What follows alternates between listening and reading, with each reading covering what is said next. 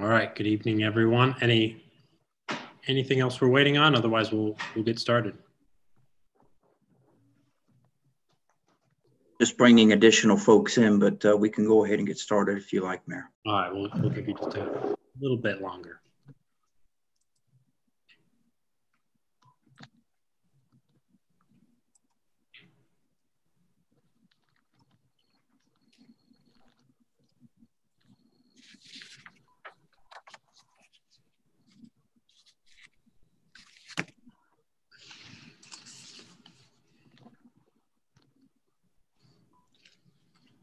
All right, go ahead and welcome everyone to tonight's meeting. Today is November 17th, 2020. This is our Burlington City Council meeting. And again, due to the coronavirus pandemic, this meeting is being held via the Zoom platform. This meeting will also be streamed on the City of Burlington's YouTube page at youtube.com/COBNC. And please note this meeting is being recorded. For tonight's public hearings and public comments to address council during the meeting, please indicate that you wish to do so at the appropriate time using the raise hand feature in Zoom or by pressing *9 if you are joining us by phone. And our meeting host will be notified that you wish to speak and will be forwarded to me to be called on at the appropriate time. As a preliminary matter, I am Mayor Ian Baltutis, and I'd like to confirm that all members and persons anticipated on this agenda can hear me. And also, again, if you are having any technical difficulties as far as connections this evening, please contact John Vernon at 336-513-5440. All right, so members present, when I call your name, please respond in the affirmative. Mayor Pro Tem Kathy Hikes. Here. Councilmember Jim Butler. Here. Councilmember Bob Ward. Here. Councilmember Harold Owen. Here. Staff, participants, and presenters, when I call your name, please respond in the affirmative. City Manager Hardin Watkins. Here. City Attorney David Huffman. Here. Interim City Clerk Beverly Smith. Here. Assistant City Manager Nolan Kirkman. Here. Assistant City Manager Rachel Kelly. Here. Police Chief Jeff Smythe. Here. Director of Planning and Transportation Mike Nunn. Here. Planning Manager Conrad Olmedo. Here. Downtown Manager Sarah Beth Hardy. Here. Director of Finance and Risk Management Peggy Reese. Here. Very good. For tonight's invocation, we recognize Mayor Pro Tem Kathy Hikes. Let us pray. We have been sorely tested over the last months and reminded of the great changeability of nature to throw us a curve with flooding or with plague, to both challenge us and yet still to please us. We have learned during this pandemic time how often its beauty can be solace for our weary souls. We are grateful for that. We are reminded as well that we are changeable and that we are capable of new combinations of creativity and wonder, yet subject to everyday fears. Lately, there have been many. We are often brought up short by the role that trial and error brings to our human pursuits. We wish for so much more, that problems like this disease be forever solved and left behind. Help us in our efforts to make it so. Bless us as a council as we apply our wisdom, such as we have, to the business of governing. Keep all of us conscious that we are in this together and that you are with us when we are most at odds and most in concert. And thank you for our health in this moment and this place. We ask your blessing on all who are sick, hungry, or fearful tonight. We ask for peace and the grace of thanksgiving to settle in the hearts of all who live and work and play here. Amen. We have a special presentation this evening of the Mini Tree Pine Historic Preservation Awards. At this time, I'd like to recognize Lori Bryan, Chair of our Historic Preservation Commission. Hey, thank you. Welcome, Lori. So, Mayor, I'm sorry.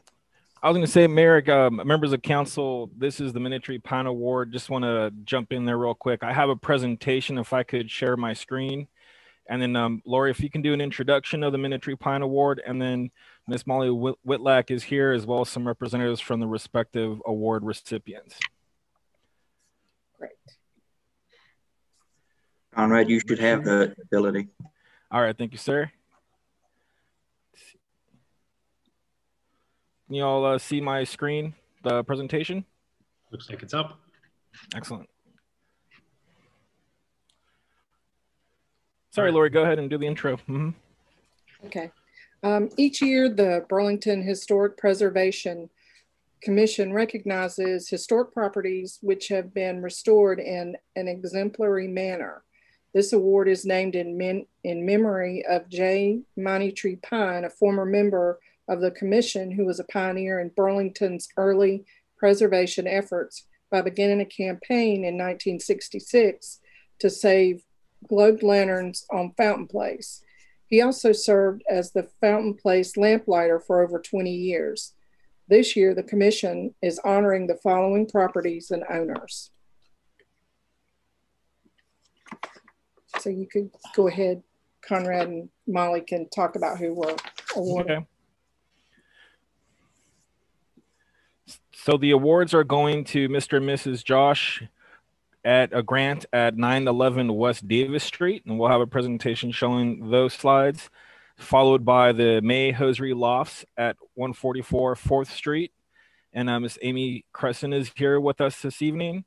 And final award recipient would be the Burlington Beer Works at 103 East Front Street with Miss Tracy Schmidt to receive that award. But Molly, feel free to take it away, and I'll go ahead and run through the slideshow.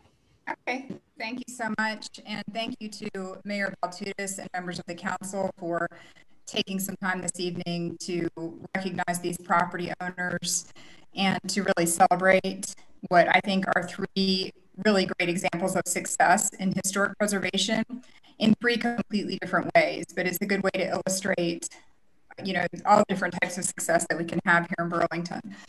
So the first property is 911 West Davis Street. This happens to be my neighbor across the street. So I had a bird's eye view of this renovation.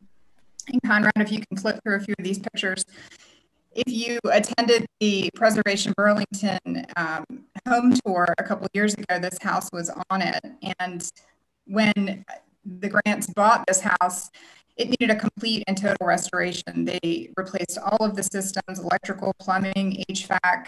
They redid the floors. They added bathrooms. They redid walls.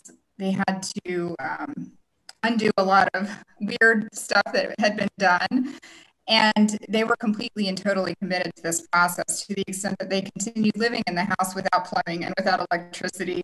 And they dug out by hand several feet of their crawl space on their hands and knees with little shovels in the dirt. So, you know, what they have done with this house, as you can see when we get to the finished photos, is just a complete and total amazing restoration of the house that has retained the historic character, but modernized it in a way that allows them to live in it in a very modern manner.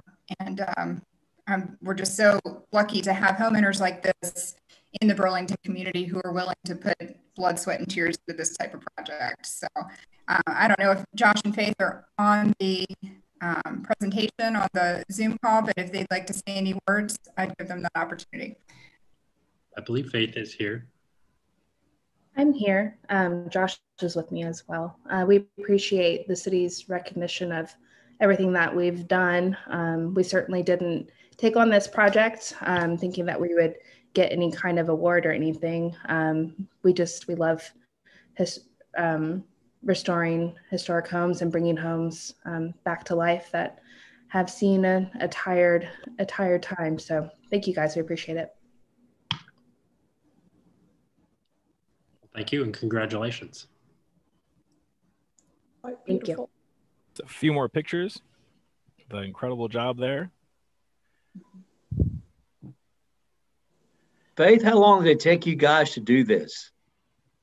It took us close to 2.5 years. In a couple of phases. We did it in 2 different phases. We did the downstairs bathroom and plumbing. That was urgent. Our plumbing was failing, leaking under the house. So that was something we had to take care of immediately. And then we did the rest of the house in another phase. We're still working on it, of course, but the bulk of it was done within about a little over 2.5 years. That's a great job. Well, thank you so much. We love it. We definitely are very appreciative of our old house and the old bones that we were given to work with. Beautiful. Good job. Okay, so Conrad, if you want to go to the next. Okay, so our next recipient is May Hosiery Lofts, and I think the council is probably familiar with this. This is a big deal for Burlington to save a piece of quintessential Burlington history. We're so glad that this was saved and that it was done in such a beautiful manner. This was a tax credit project, and it really took the investment of somebody from outside of Burlington, but the benefit to our community is astounding, and it's just such a beautiful place. And you can see in the pictures, they really had to do a complete restoration from the facade, to the windows, and then do some pretty clever architecture to fit the units in the way that they did. And it's just, I think, a sparkling example of what can be done to kind of repurpose some of these old buildings. I would invite the representatives of May Hosiery to speak. That would be Miss Amy. I can. Hi, my name's Amy, and I am the regional manager for Clacken Properties. And thank you, Molly, for those kind words. Yeah, we have loved this project. Our company is a small historical developer based out of Richmond, Virginia, and this is all we do. It's very near and dear to our hearts to find properties that are historic and on the National Register for Historic Places, and then keep the bones intact and turn them into beautiful homes and really help. We try to help anyway to transform towns and cities and downtown areas. So we absolutely love this project. We've been very excited and thankful and happy to work with the city of Burlington. I think it was a great team project to be able to do for our company. And we're also very thankful at how well it has been received. We are 100% leased. We are always pre-leasing, of course, as people do move in and out, but we are very thankful for the award and thankful for the recognition. And yeah, we really love it. And we're also hopefully, cross our fingers, maybe going to do a few more things if we can in Burlington. We'd certainly love to. Awesome. Wonderful. Thanks, Amy. Congratulations. Thank you. It's been a wonderful project to watch restored. Thank you. If anybody hasn't ever been there and you'd like to, just give me a call or whatnot and come on by. Conrad knows the building well. Yes, I do. Amy, how about the basement of the building? What did you guys do with that?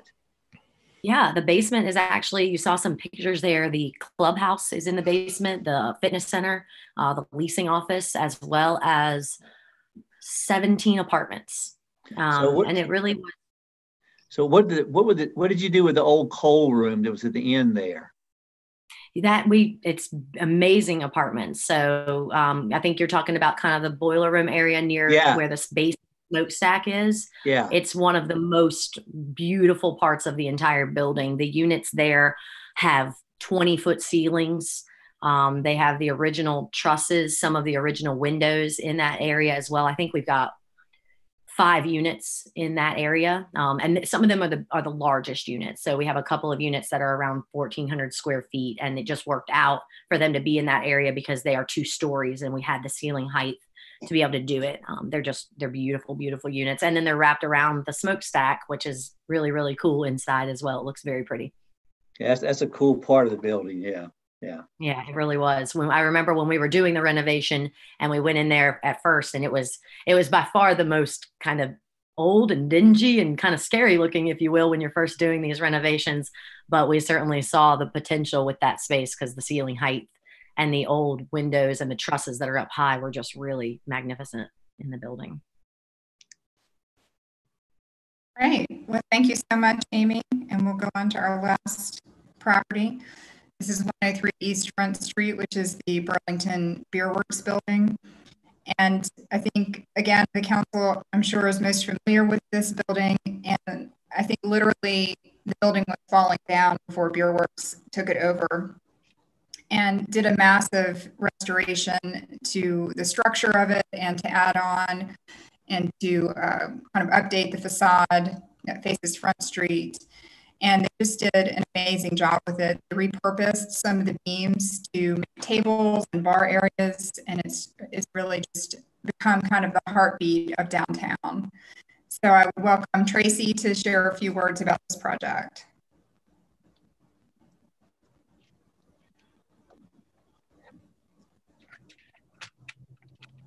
Tracy, are you there? Be Tracy Schmidt. Yes. I'm here. Can you hear me? There you go. We got you. There we go. Yes, this has been a very, very special project for me and the involvement of the entire community to bring Burlington Beer Works to fruition. It's something that did take the community to rally behind to make happen, and it wouldn't have been possible without the vision of the late Bob Hikes and the support of Mayor Pro Tem Hikes. It's just been a blessing to see how traffic continues to grow and momentum continues to build downtown in the little over a year and a half since we've been open.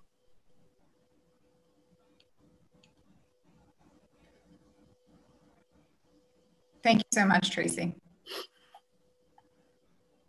And that's all I have. Again, thank you so much, Mayor Baltutis and council members for giving us a chance to highlight some of these properties. Really appreciate your time. Well, thank you to you all and the Historic Preservation Commission. We appreciate your hard work in threading the needle on the difficult task of preserving our history, but also helping our community grow and encompass that into its next chapter. So we're honored to be able to recognize those individuals and groups tonight that have taken on that heavy burden. Thank you so much. And Kathy, we can all be thankful to what you and Bob have done with that building. That's just magnificent work. Thank you. Thank you, Harold. It's kind of bittersweet, as you can imagine, because it's sweet to be honored in this way, but sad that Bob is not here to get this honor himself. He devoted the last 2 to 3 years of his life to this project and loved it very much. And a lot of people had a lot to do with getting this off the ground, so to speak. But he really just spent an awful lot of time on it. So I'm grateful to the commission for this honor, and also to the board of the Beer Works and contractors and architects who worked on it as well. It was a major undertaking. But thank you. Any other council comments? All right, with that, we have a special proclamation this evening recognizing Small Business Saturday on November 28th, 2020. At this time, before the proclamation, I'd like to recognize our downtown manager, Sarah Beth Hardy. Hello, thank you, Mayor, and thank you, Council.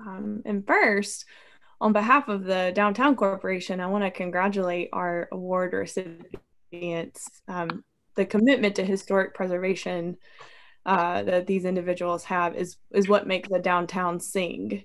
Without that, we wouldn't be very far. And so I'm just so thankful that we have passionate individuals here in Burlington that are committed to that. So first, I'm really excited about Small Business Saturday this year. I do not think it would be an overstatement to say that our small businesses need us this year more than ever before. And so this might be the most important Small Business Saturday that we celebrate on the Saturday after Thanksgiving. It's coming up next week. And we're really excited to have several events. We're going to really lift up our vibrant arts community in downtown on that day and have an artisan market from noon to 4 with handmade goods in the Main Street and Depot areas. But we're also going to have a lot of our businesses open that day with pop-up shops, special sales and promotions, And so I really encourage the community to follow Burlington Downtown on Facebook and Instagram and check for updates on everything that's going to be going on as we kick off the holiday season in downtown. We're going to have windows decorated and other fun Christmas and holiday surprises. And so we're excited. And I hope that everyone, I want to challenge our community right now. If all of us decide to get one gift or eat one meal at a local business, then we can make a huge difference. And so I want to challenge you all and our whole community to really stretch yourself outside what you might do in a normal holiday season. And I know that our downtown businesses are really committed to offering a very safe dining and shopping experience. So know that as well. Thanks. Very good. Thank you, Sarah Beth. With that, it's my honor to present this proclamation in recognition of Small Business Saturday on November 28, 2020. Whereas the city of Burlington, North Carolina celebrates our local small businesses and the contributions they make to our local economy and community. According to the United States Small Business Administration, there are 31.7 million small businesses in the United States. They represent 99.9% of all firms with paid employees in the United States and are responsible for 65.1% of net new jobs created from 2000 to 2019. And whereas small businesses employ 47.1% of the employees in the private sector in the United States, 62% of US small businesses reported that they need to see consumer spending return to pre-COVID levels by the end of 2020 in order to stay in business. 65% of US small business owners said that it would be most helpful to their businesses to have their regulars return and start making purchases again. And 3/4 of US consumers are currently looking for ways to shop small and support their community. And whereas 96% of consumers who shopped on Small Business Saturday agree that shopping at small, independently owned businesses supports their commitment to making purchases that have a positive social, economic, and environmental impact. And 97% of consumers who shopped on Small Business Saturday agree that small businesses are essential to their community. And whereas 95% of consumers who shopped on Small Business Saturday report that the day makes them want to shop or eat at small, independently owned businesses all year long, not just during the holiday season. And whereas Burlington, North Carolina supports our local businesses that create jobs, boost our local economy, and preserve our communities. And whereas advocacy groups, as well as public and private organizations across the country, have endorsed the Saturday after Thanksgiving as Small Business Saturday. Now, therefore, I, Mayor Ian Baltutis, and the Burlington City Council do hereby proclaim Saturday, November 28, 2020 as Small Business Saturday in the city of Burlington and urge residents of our community and communities across the country to support small businesses and merchants on Small Business Saturday and throughout the year. And I do want to share too, actually a friend of mine in the entrepreneurship community shared a fact with me today. There was a study by Advisor Smith that was looking at small businesses in cities of different sizes across the country, and Burlington made the top 10 rankings for the small cities category, which is small is under 250,000 residents.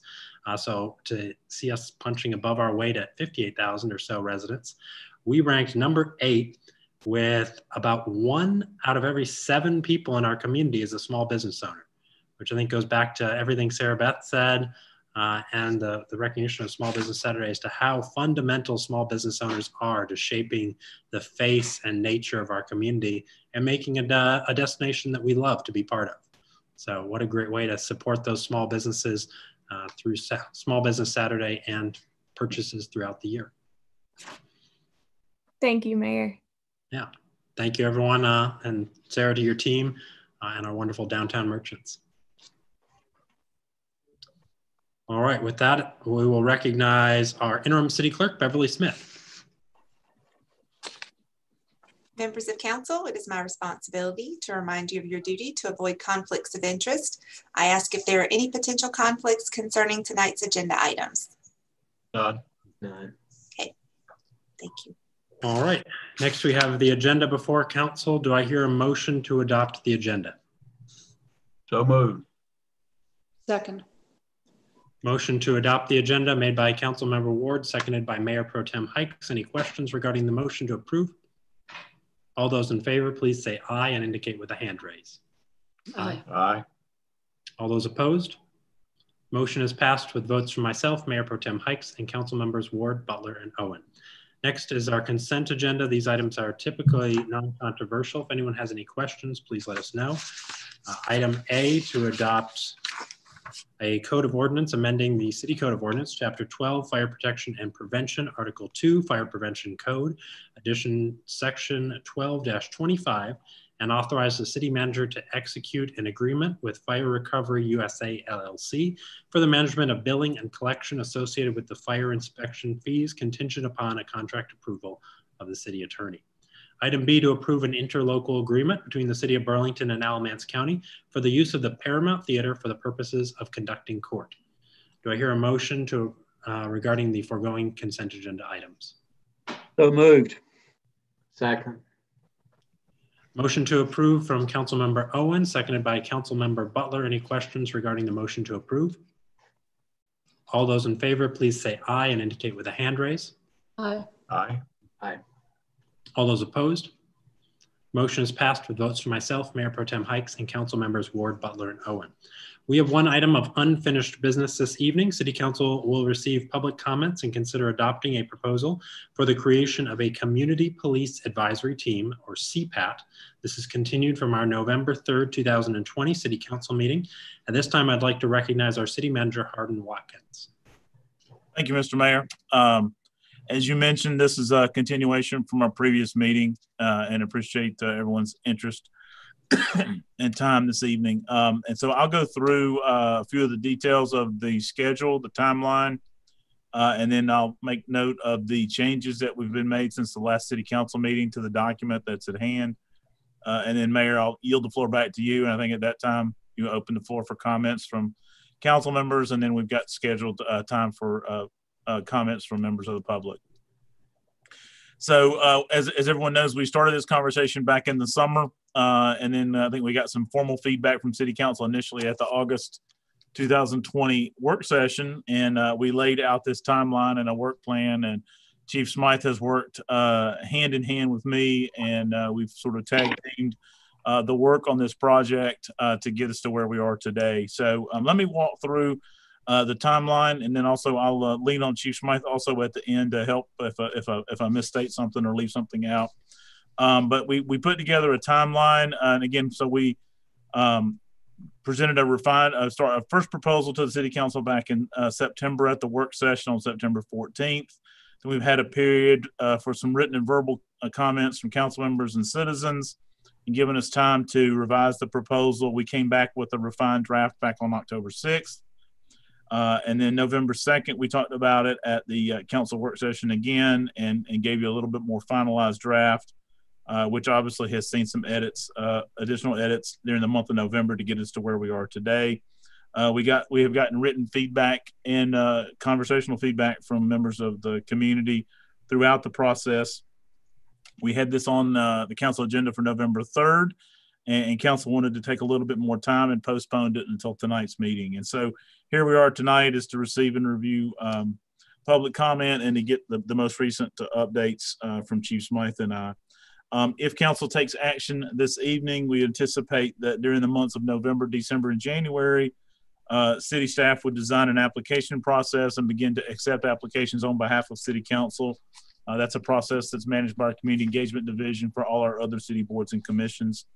Then over the next 3 months, council can review the applications and then begin to make some decisions about appointing members. And tentatively, I guess we've planned that would be complete, and Community Engagement Division would have that ready for council on January 19th. And then you could consider formal action of members at that time. And then obviously we would begin at the staff level with the police administrative staff working with appointed members to organize the best meeting times, dates, locations, and then get that information out there, put together a first agenda, and then we would hopefully, if all things work well, be able to convene a first meeting sometime in February of 2021. So that's where we stand on timeline. Let me talk a little bit. So the latest version and what's in front of City Council this evening is the version that is called the 11.13.20 version, meaning that was last updated on November 13th. I sent that out to City Council, I think the late afternoon or early evening of Friday, with the last round of changes and comments that we received from council members. So let me review the changes that we've made since the previous City Council meeting in November. So in the first round of changes that published in the November 12th version, in various articles, we removed some language throughout the document from the 11.6 version, made some edits throughout the document. In Article 2, we deleted bullet 3 and then reordered the bullets. That's all. These are all changes from the November 6th version. Then also in Article 4, we added goal number 12, which was suggested by Ms. Tamara Kersey. That was regarding budget feedback, regarding needs and resources that would be helpful to the community. In Article 5, we added a new paragraph. It was prepared by City Attorney David Huffman, and that's to replace a previous paragraph that addresses scope of authority, obviously noting that this is advisory only. It recites the enabling statutes from the North Carolina General Statutes. The appropriate statutes are referenced. It highlights the relevant NCGS statutes that will limit the powers, authority, and access to information and records. Article 8 was also edited, and we provided some additional clarity there regarding engagement of members and unexcused absences. That was a suggestion from Mayor Pro Tem Hikes. And then we had one additional change in that version, and that was to add one new goal to Article 4. And it's listed as goal number 10 now, and intends to make reference to the CALEA public engagement process. And for members of the public, CALEA is the Commission on Law Enforcement Accreditation, which is the national accreditation agency for the United States, Canada, and Mexico. So we want to make reference to the public engagement and involvement process that is needed for the CALEA certification. That was a suggestion from Councilmember Butler. So we published that version on the 12th, and then I got a couple of additional changes that came in, and I was able to get those finished up, like I said, late afternoon on the 13th, and published that to City Council. So there's 3 additional changes that's now in the from 11.12 to 11.13. And let me summarize those 3. One was to add a paragraph in the document that indicates that the meetings of the CPAT are subject to the North Carolina Open Meetings Law. So there was a new paragraph added to Article 8 that basically just says these shall comply with the North Carolina Open Meetings Law, and references the specific North Carolina General Statute section. Councilmember Huffman prepared that for us. The second was a typo in Article 4, Section 2 that created an unclear statement, so I took care of removing just an extra word there. And then finally, the third change was in Article 6, membership. It was noted by Councilmember Hikes that we may have some problems into the future that just would create some challenges for us if there was waning interest in the committee at some point in the future. I know there's going to be plenty of interest now. We're not worried about that today, but thinking about the future. The city may struggle to find 15 to 20 members strictly following the membership categories listed. And we thought that those areas are priorities, but if they must be represented, we may have a problem in the future to maintain that. And so the idea was to give ourselves a little flexibility into the future to fill the seats in other ways if we can't meet the letter of the charter. So those who are not familiar, so that says somebody from the National Association of Mental Illness, someone from ABSS, someone from each of the police geographic zones, and there's a lot of categories there for those who are not familiar with the document. Want to give ourselves a little flexibility in the future if needed, a little elasticity, if you will, for future city councils to allow the flexibility to keep the group moving. And so I just added the words city council will strive, and then put in parentheses, flexibility may be needed to identify and select members. So I think that just gives us a little room in the future as we go through a process to make sure we have 15 to 20 members that meet the intent of the language that's here today. And so council members know this. I'm going to transition a little bit about community input. We've had a great deal of community input along the way. Chief Smythe and I have been pleased with the comments and conversations and thoughtful ideas that we've received. I think in total, I counted them up this afternoon. I think there are 19 different folks from the community that have contributed either written comments or verbal comments to us and shared their thoughts on the document, and we greatly appreciate that. That includes folks from the MLK Coalition, from ACT, Ms. DeWanna Bigelow, who has been forwarding the document to a couple of folks she's working with, have also contributed. The Alamance Agents for Change has contributed, and then obviously, as I mentioned, City Council has been engaged and involved. That's not counted in the 19, but appreciate all the comments and feedback you've provided so we could make a better document. And then there's been a number of folks on the city staff that have been very helpful. Obviously, Chief Smythe, appreciate all those who have helped us, including City Attorney Huffman and Rachel Kelly, our Assistant City Manager, and Morgan Lassiter and John Vernon, our Community Engagement Group. So, Mayor, with that, I think I'll wrap it up. I'll take any questions council may have. Chief Smythe's also available for questions. The document has been out in the public domain for quite some time. We've emailed it to all those that we knew were interested and engaged. We've also had it on our website, our police policy resources section of our website. So the document's been out there, but I'm happy to answer questions, as is Chief Smythe. And then, Mayor, I think we're ready for comments at that point. Very good. So, Chief, anything you want to add? Sir, he covered it. Very good. Council, any questions before we begin the public hearing? Or continue the public hearing? All right. I know we have some that were submitted online, but so members of the public, at this point, we are continuing the public hearing. So if you do wish to speak regarding this topic, now would be the time to use the raise hand feature in Zoom or *9 on your phone. If you are experiencing any technical difficulties, now would be also a good time to contact John Vernon at 336-513-5440. He can assist you with submitting your public comment or being recognized at this time. While folks are using the raise hand feature or *9, I'm going to call on our clerk, Beverly Smith. I think we have some online comments. Evening. We'll wait and see if anybody wants to comment. I believe our host will be letting them in if they raise their hand as well. A public comment was received today via email, November 17th, from Alamance Agents for Change. They indicated that they would have attendees on the call, but they could not guarantee exactly who would be on at the time of a topic. So if someone from that group raises their hand and wishes to speak, then we could take their comment. Their email has been submitted to City Council and the City Manager and the Police Chief, and it will be included in the record. Very good. Again, if there's any members of the public who would like to make a comment at this time regarding the CPAT, please use the raise hand feature in Zoom or *9 on your phone. We do have an Olivia Stogner who has raised her hand. She also put a comment in the question and answer. So she is prepared to make a comment at this time. Okay. Mrs. Stogner, if you're with us, if you would like to comment at this time. Yes, hello. Can you hear me? We can. Good evening. Okay, thank you. My name is Susie. I'm on my sister Olivia's computer, so sorry about that. This is Susie. I've lived in Burlington all of my life. 44 years old.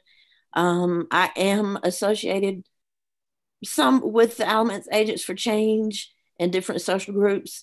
I've been downtown Graham on some of the occasions, I think, with the mayor recently, and some things happened last night that were very unfortunate and, in my opinion, quite concerning. So the full comment is I did post it.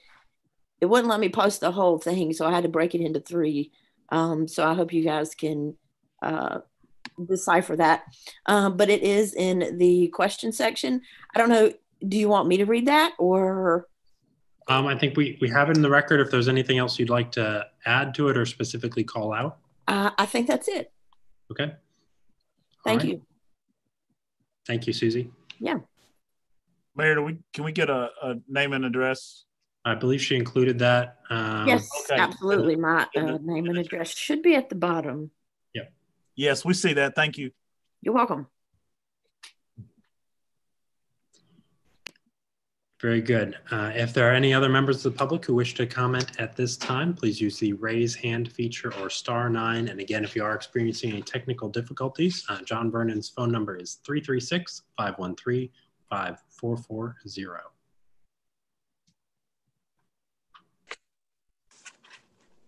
We'll give folks just another minute or two.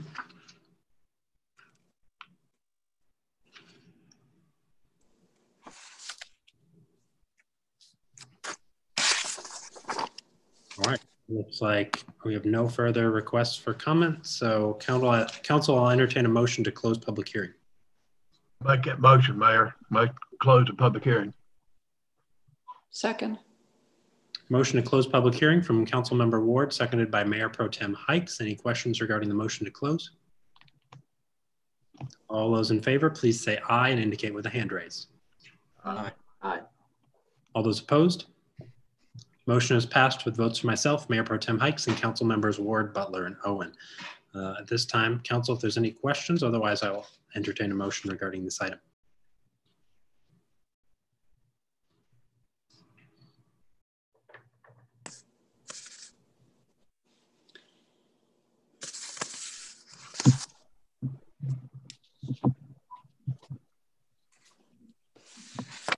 Any questions from Council regarding the CPAT as proposed in the 1113 version? Mayor, I don't have any comments, but I would make a motion that we adopt the proposed community police advisory team formation as presented. Do I hear a second? I'll second that. All right, I'll give that to Councilmember Owen. Appreciate the enthusiasm there. Any questions regarding the motion to adopt as presented this evening?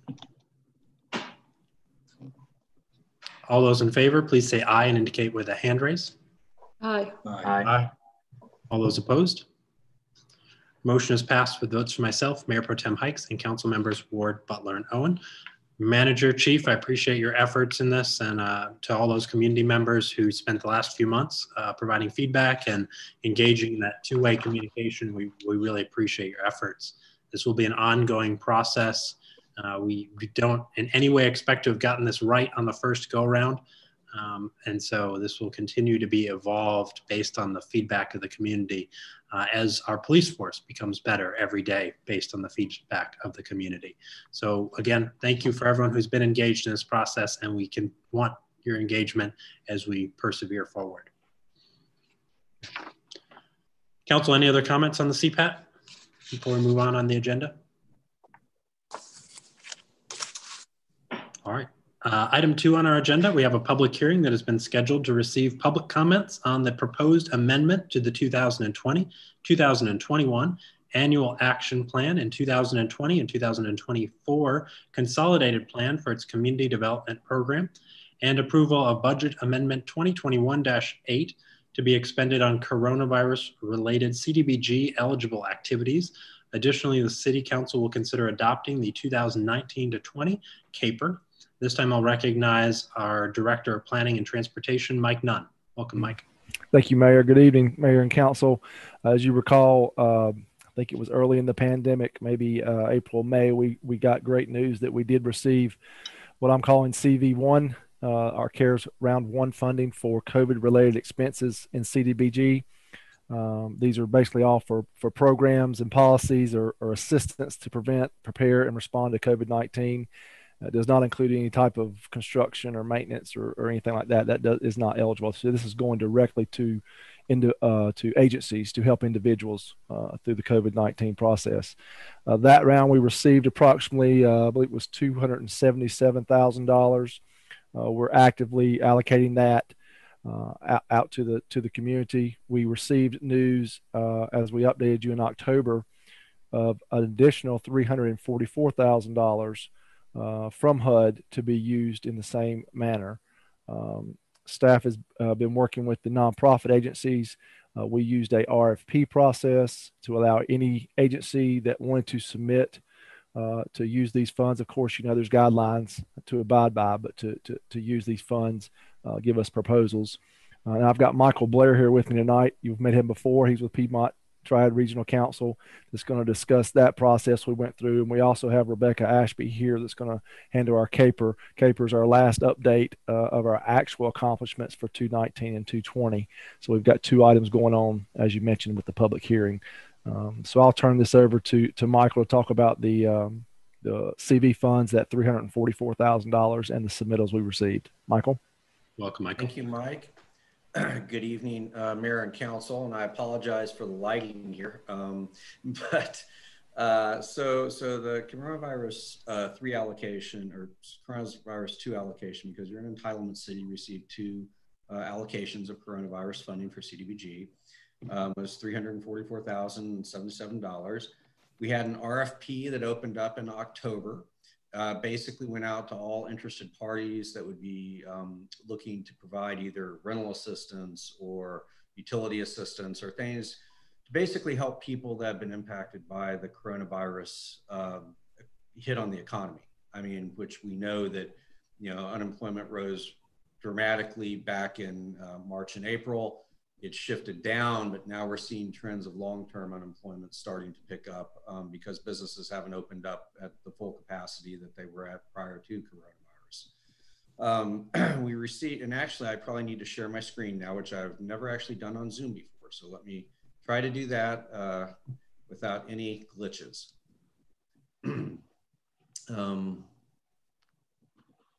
There we go. All right. What we received was 3 proposals totaling $78,900. These are essentially repeats of coronavirus 1 grants that were given out that have actually been nearly spent out at this point. Proposal 1, Citygate Dream Center, emergency assistance for COVID-related economic hardship. They requested $25,000 for that. And then a learning center staffing to assist students with virtual learning daily at the Dream Center. And I think everybody, understanding with coronavirus hitting over 3,000 cases a day now, we don't know where, for students basically to get as much access as they can to educational services is important, and that's another part of their grant. Proposal 2 was allied churches. Rental assistance and community outreach, basically past due rent and mortgage payments, which are eligible under CDBG CV funding terms, requested $20,000. We have seen a pretty stable demand for rental assistance. And I think that as the CARES Act and the PPE and all of these other issues like the utilities rules that came out for not cutting off utilities, also the eviction moratoriums come to an end, we'll probably see a lot more demand for this type of service. So that's definitely something that we recommend. And the third proposal is Women's Resource Center of Alamance County. And again, they've seen an increase in need at their center and basically helping their clients with past due rent, utility expenses. And again, to keep people from being evicted during this time, which is very difficult. It's a lot of jobs, maybe you've been asked back, but you're not given the same number of hours. I mean, there's all sorts of different issues that will pop up with this. So that's the 3 proposals that we have. And if anybody, if we have any comments or questions about those proposals, I'd be happy to answer them. I do want to add, just so as well as which is in your information, this also includes $86,000 going towards, that was the nonprofit we just discussed, $86,000 going towards our utility payment assistance, as we did in the first round, and also an additional $86,000 going to our economic development microloan process that we started in the first round of funding, and you can find that in that table. Yes. But these are the agency submittals we received. Good. Thank you, Mike. Sure. If there are any questions on that, Mike, how did we said we reached out to all interested parties. How did we reach out? What was our mechanism to get this out? Yeah, we have a pretty robust process. We've been working with all agencies, for years that are eligible. And we have an email process. We blasted that several times. We also have a Zoom meeting set up for everyone on that list that joined us, and we did have a handful both times join us on that. We also, in this case, which I should have mentioned, we extended it an additional week beyond the deadline this time because we wanted to see as much response as we could. So, but the normal advertisement, but we also do reach out, digitally and email, and then have a special meeting just to try to explain, here's how you do an application, which most of them are aware because it's similar to other processes we have, but we did do that in both situations to try and encourage more submittals. And Michael and I and his team have been, we're aware of that. We're trying to get more interest and more submittals the best we can. Did you think we would have more requests than we did? I think so. Michael can speak to that too. He's worked. Yeah. Yeah, we anticipated getting more requests, but I think what I mentioned earlier about, the CARES Act and the unemployment of $600 a week that was, through the summer kind of was kicking the can down the road. So the demand maybe wasn't what some of these agencies expected, which will obviously, as we go forward, we'll start looking to see if that demand is increasing. So I think that's probably a little bit behind of the limited applications that we received. And I see us coming back with this similar problem. We're going to continue to come back. This isn't just a one-time, situation. We can continue to go out as long as the funds are available and keep, trying to get interest and to allocate them.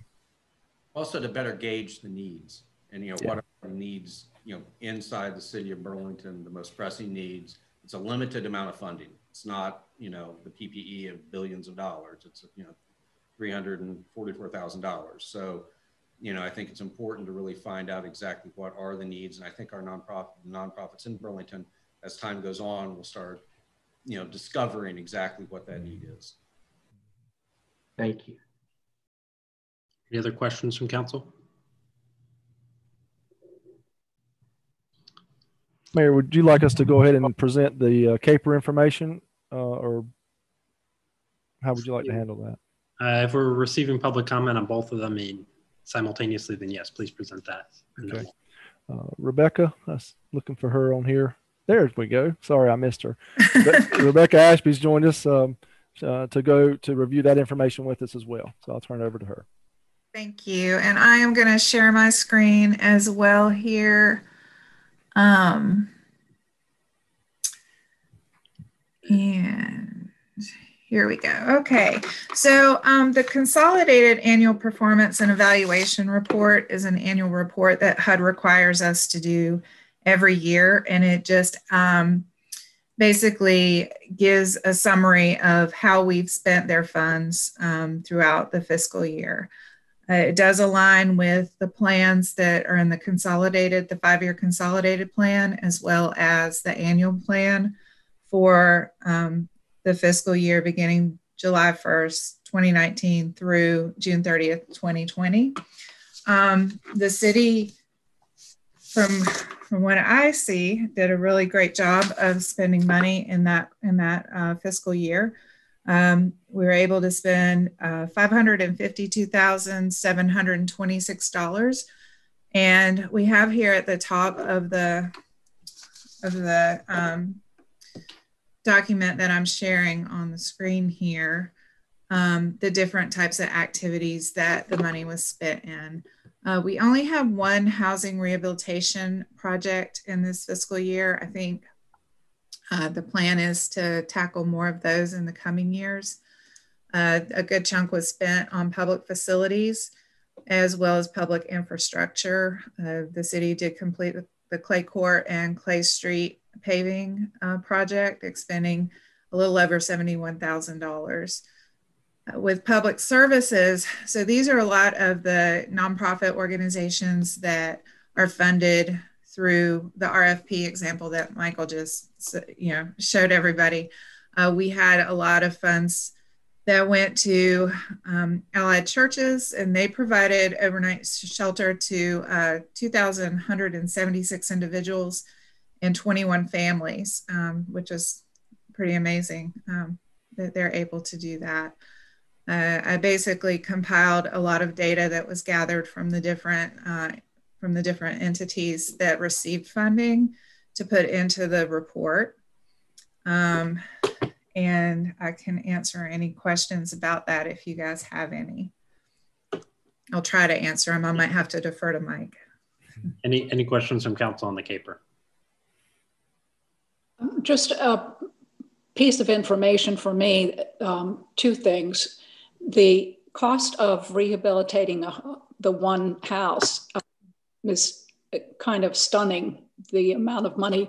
And I'm presuming you had to remove all of the paint in the house in order to finish that rehabilitation? It depends on the age of the house, and I'm not sure specific. I don't think that one had a lead-based paint hazard in it. Generally speaking, with the Piedmont Triad Regional Council, when we do home rehabilitation, we are spending anywhere from $25,000 to $30,000 per house to bring it up to code. That is a state-funded program that we use. It's a little bit different from CDBG, and Michael could probably elaborate on it more. But it's actually, it may seem like a lot of money, but in the long run, it actually saves the state money, and you're increasing the housing stock in your area. I believe that one had a new roof and a new HVAC was the main components of that. I don't remember the address. But. One of the things about CDBG is it doesn't have to bring a house completely up to code. The home program, which Burlington is a member of the Greensboro Home Consortium, that program, which funds our rehabilitation program in Alamance and 15 other counties, is home program funded, which requires a house to be brought up basically to code and their rehab standards. CDBG can be used for emergency repairs like a roof and heat without necessarily replacing all the windows and the doors and everything else, and if there's no lead hazards in that house. So you'll see smaller amounts if you're just doing a CDBG rehab versus a home rehab. Thank you for that clarification. It just tells us a lot about how much it costs to do these rehabilitations. Yes, definitely. And that the numbers can't be too good. Mm-hmm. That level. The only other thing is that it under the public services, it says North Point Community Center instead of North Park. Okay. Thank you. I'll make that correction. Thank you. Council, any other questions before we begin public hearing on these items? All right. At this time, a public hearing has been scheduled to allow the public to comment on item 2 of our agenda, the Consolidated Plan for Community Development and the Budget Amendment in Caper. So at this time, if you do wish to speak, please use the raise hand feature in Zoom or *9 on your phone. And again, if you have any technical challenges or difficulties, we ask that you contact John Vernon at 336-513-5440. So any public comment regarding item 2 of our hearing this evening? And turn to our clerk at this time to see if there were any online comments or email comments. No, there have not been any comments received. Thank you. So again, use the raise hand feature or *9 if you're joining us by phone.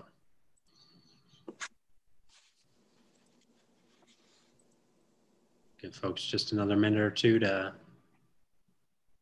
chime in.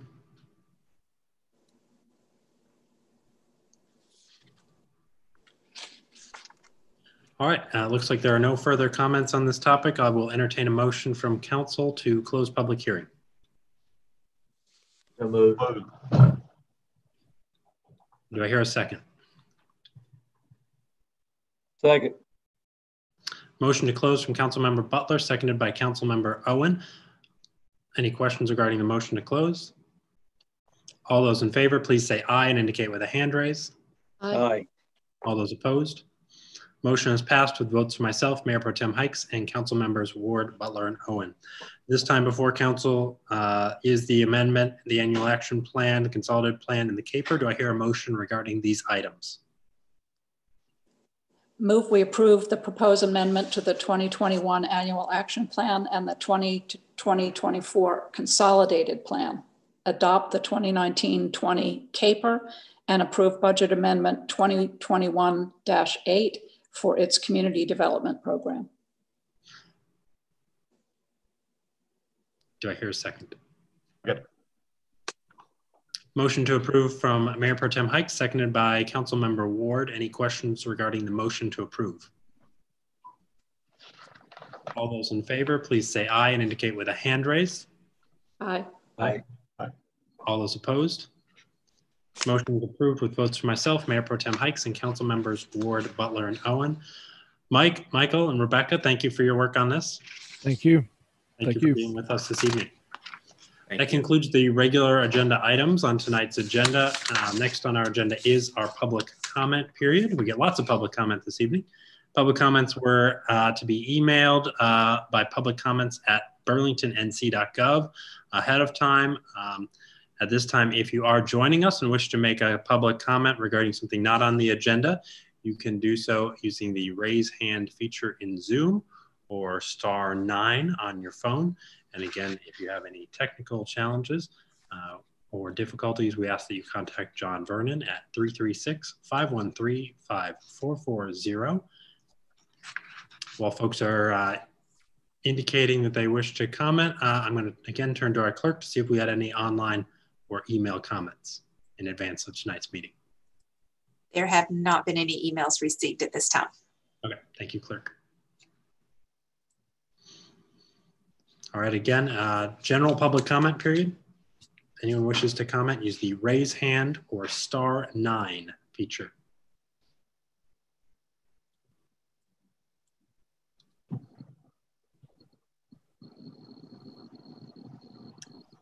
We have not seen any comments. So again, if you wish to comment at this time, use the raise hand or *9.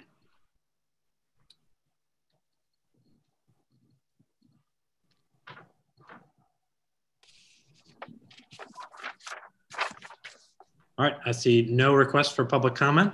So we will move on to our city council comment period. Council, any comments? Questions? Well wishes? Wish everyone a happy Thanksgiving. Thank you, Mayor Pro Tem. I will echo that. And a safe Thanksgiving. Yes, a safe and a happy Thanksgiving. However you choose to modify your plans to be safe, especially as we continue to see COVID trends rise in our community and around the country.